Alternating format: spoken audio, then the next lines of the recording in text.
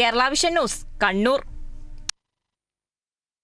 ഇടുക്കിയിൽ കൃഷിയിടത്തിൽ കള്ളന്മാരുടെ ശല്യം. ഏലത്തോട്ടങ്ങളിൽ കള്ളന്മാരുടെ ശല്യം രൂക്ഷമായതോടെയാണ് കള്ളനെ പിടികൂടുന്നവർക്ക് പാരിതോഷികം പ്രഖ്യാപിച്ച് കർഷകൻ.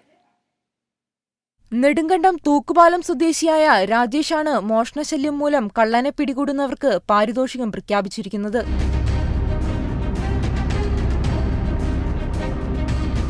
കോവിഡ് കാലഘട്ടത്തിലാണ് രാജേഷ് ഏലം കൃഷി ആരംഭിച്ചത്. വില കൊടുത്ത് വെള്ളം വാങ്ങിയാണ് കൃഷി പരിപാലിക്കുന്നത്. എന്നാൽ വിളവായ കാലം മുതൽ കള്ളന്മാരുടെ ശല്യവും ആരംഭിച്ചു. തോട്ടത്തിൽ നിന്നും പച്ചയേലക്ക പലതവണ നഷ്ടപ്പെട്ടു. വ്യാപകമായ രീതിയിൽ ഇങ്ങനെ കള്ളന്മാരുടെ ശല്യം തുടങ്ങുകയാണ്. നമ്മൾ എന്ത് ചെയ്യാൻ പറ്റും?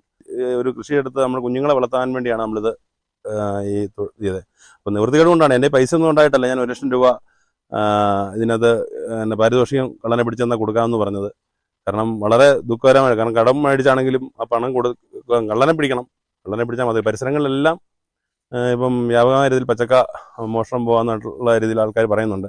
ഓരോ തവണ കൃഷിയിടത്തിലെത്തുമ്പോഴും പല ഏലം ചെടികളിൽ നിന്നും ഏലക്ക നഷ്ടമായിട്ടുണ്ടാവും. ഓരോ വിളവെടുപ്പിനും ആയിരക്കണക്കിന് രൂപ നഷ്ടം. ഇടുക്കിയിലെ മിക്ക മേഖലകളിലും കൃഷിയിടങ്ങളിൽ നിന്ന് പച്ചയേലക്ക നഷ്ടമാകുന്നത് പതിവായിരിക്കുകയാണ്. പാരിതോഷികം പ്രഖ്യാപിച്ചതോടെ നാട്ടുകാരുടെ സഹായത്തോടെ കള്ളനെ കണ്ടെത്താനാവുമെന്ന പ്രതീക്ഷയിലാണ് ഈ കർഷകൻ. Kerala vision news, Idukki. കൊല്ലം ജില്ലയിലെ കുണ്ടറയിൽ പള്ളിമുക്ക് മുളവന റോഡിന്റെ നവീകരണം ഇഴഞ്ഞു നീങ്ങിയതോടെ പൊടിശല്യം രൂക്ഷമായി.